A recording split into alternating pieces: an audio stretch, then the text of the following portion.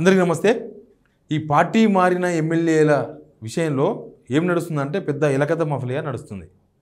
ఓ పక్క అసలు ఎలక్షన్సే రావంటారు, ఇంకో పక్క వీళ్ళు అసలు కాంగ్రెస్నే ఏరలేదు, వీళ్ళు బీఆర్ఎస్ వాళ్ళు అంటారు. ఇంకో పక్క అసలు అంతకుముందు రాని ఎలక్షన్, అంతకుముందు కాంగ్రెస్ వాళ్ళు బీఆర్ఎస్లో ఏరినప్పుడు రాని ఎలక్షన్ ఇప్పుడు ఎందుకు వస్తుంది అంటారు మళ్ళా. ఇంకో పక్క పొద్దుగా లేస్తే వాళ్ళ ఇంటకాడ కాంగ్రెస్ ఫ్లెక్సీలు, కాంగ్రెస్ వచ్చిన కార్యకర్తలు కాంగ్రెస్ కండవాళ్ళు కప్పడం అదంతా నడుస్తుంటుంది. ఇంకొకటి ఉంది, బీఆర్ఎస్ మీటింగ్లకు అటెండ్ గారు, బీఆర్ఎస్ ఉన్నామని చెప్పి 10 మంది ఎమ్మెల్యేలు. కానీ ఒక విషయంలో క్లారిటీ ఇచ్చారు, అదే ఇదంతా చెప్తారు, మళ్ళీ చేసేది మాత్రం చేస్తారు. ఏం చేస్తారో చెప్తా మీకు. ఏమైందంటే ఈ వీడియో చూసిన మీకు అందరి కృతజ్ఞతలు. ఫస్ట్ సబ్స్క్రైబ్ చేసుకోండి, వీడియో షేర్ చేయండి, లైక్ చేయండి, సిగ్నల్ టీవీకి సపోర్ట్గా నిలవండి. సీఎం రేవంత్ రెడ్డి గారు స్టేషన్ గన్పూర్ కాన్స్టిట్యున్సీ పోయాడు. మీకు తెలుసు, పలు అభివృద్ధి కార్యక్రమాలకు పోయాడు. ఎక్కడ వాళ్ళు చూసినరా, ఆయన పలు అభివృద్ధి కార్యక్రమాలకు కొడంగల్ తప్ప ఎక్కడ పోడు. పలు అభివృద్ధి కార్యక్రమాలకు రీసెంట్గా వనపర్తి వేసినట్టున్నాడు. తర్వాత పార్టీ మారిన ఎమ్మెల్యేల కాన్స్టిట్యున్సీలకు రేవంత్ రెడ్డి గారు ఫస్ట్ టైం పోయారు, స్టేషన్ గన్పూర్కి పోయారు. పోయిన తర్వాత పోయినరు అంతా బాజాబ్తా కాంగ్రెస్ కండవాలు కప్పుకున్నాడు.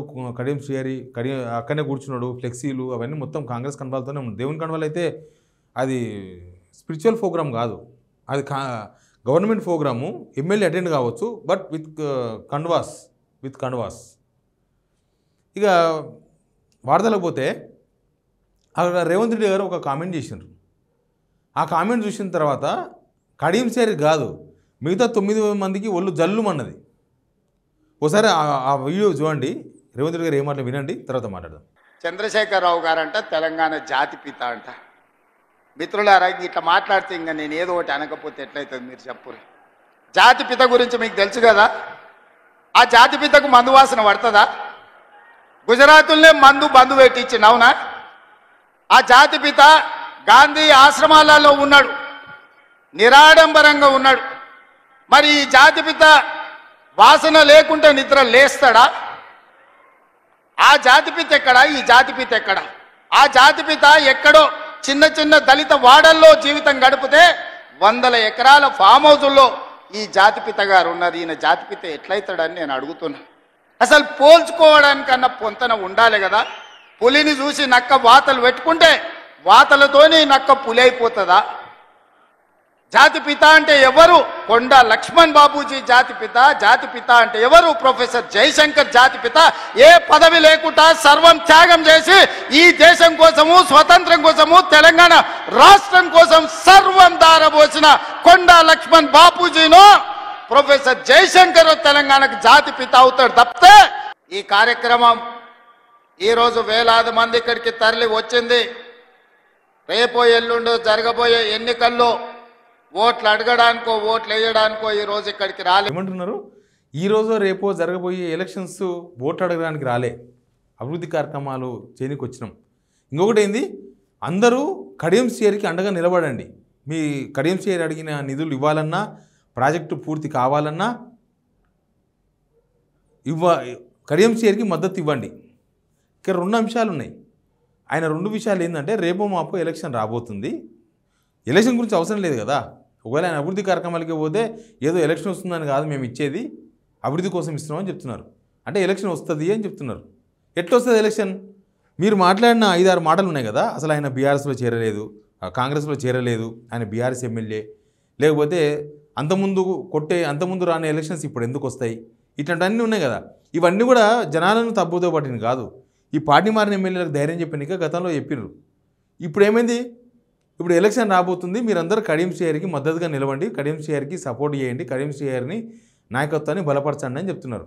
దీన్ని బట్టి చూసిన తర్వాత రాష్ట్రమంతా ఏమర్థమైందో తెలియదు, కానీ పార్టీ మారిన ఎమ్మెల్యేలకు మాత్రం ఒకటి అర్థమైంది, బై ఎలక్షన్స్ తప్పవు, మమ్మల్ని రేవంత్ రెడ్డి గారు కాపాడలేరు అనేది క్లియర్గా అర్థమైంది. ఓ పార్టీలో చేర్చుకున్నప్పుడు గతంలో వైఎస్ రాజశేఖర రెడ్డి ఉన్నప్పుడు కొంతమంది బీఆర్ఎస్ వాళ్ళు పోయి కాంగ్రెస్లో ఏరిండ్రు. ఎవరైనా సరే ఆ తర్వాత కాంగ్రెస్ వాళ్ళు పోయి బీఆర్ఎస్లో చేరిందంటే వాళ్ళని కాపాడుకునే బాధ్యత ఎవరైతే చేర్పించుకున్నారో వాళ్ళ మీద ఉంటుంది. వాళ్ళని సేఫ్గా, మళ్ళీ వాళ్ళ జర్నీ సేఫ్గా ఉండాలి కదా. వాళ్ళ ఆ నమ్మకంతోనే జన అవుతారు, లేకపోతే ఏమున్నది.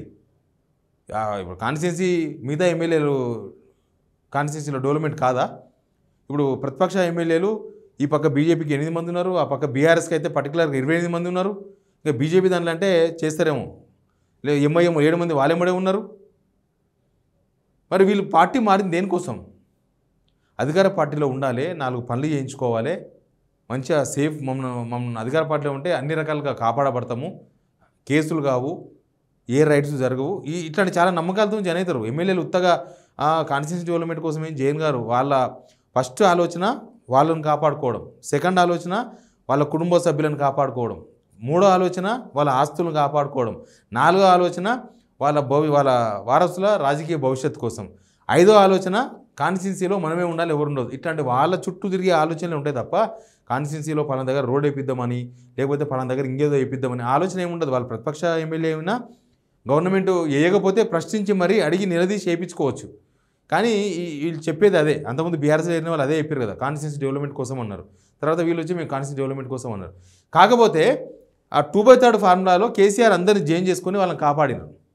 అంతకుముందు వైఎస్ రాజశేఖర్ కాపాడుకున్నాడు, ఇప్పుడు ఈయన కాపాడుకోలేకపోతున్నాడు. ఇక ఏ నమ్మకంతో వేరే వాళ్ళు వస్తారు కాంగ్రెస్లకి? అందుకే ఈ మీద కడియం శ్రీహరి వేదిక మీద మాట్లాడిన తర్వాత కడియం శ్రీహరి కూడా సిద్ధంగా ఉన్న గతంలో ప్రకటించాడు, మేము పోరాడతాం, ఫైట్ చేస్తాం, ఇంకా ఉప ఎన్నిక వస్తే ఏం చేస్తాం, భయపడతామా అని అన్నాడు.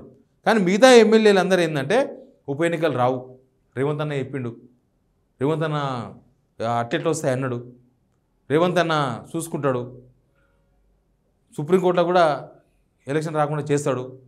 ఇట్లాంటి చాలా భ్రమలు ఉండే వాళ్ళకు, చాలా భ్రమలు ఉంటాయి ఎమ్మెల్యేలకు. ఈ పాటిమారిన ఎమ్మెల్యేలు ఇంకా విచిత్రమైన వ్యవహారం.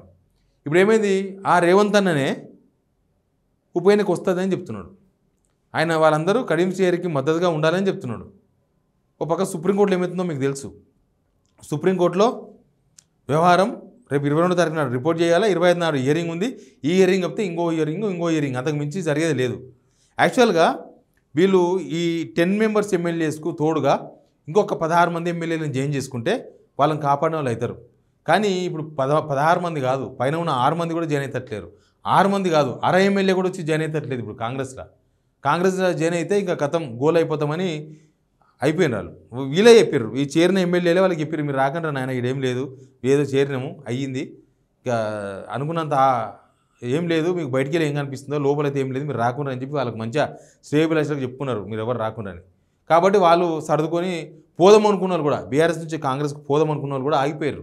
వద్దులే ఈ తంటాలు మనకెందుకు, మళ్ళీ ఎలక్షన్ మళ్ళీ బై ఎలక్షన్ ఇదంతా పంచాయతీ ఎందుకని. ఇప్పుడు వీళ్ళకేమో బై ఎలక్షన్ రాదు అనుకుంటున్న టైంలో రేవంత్ రెడ్డి ఏమో బై ఎలక్షన్ వస్తుంది, కడియం శ్రీహరికి మీరంతా మద్దతు ఉండాలి. ఆల్మోస్ట్ ఆయన డైలాగ్ అదే కదా.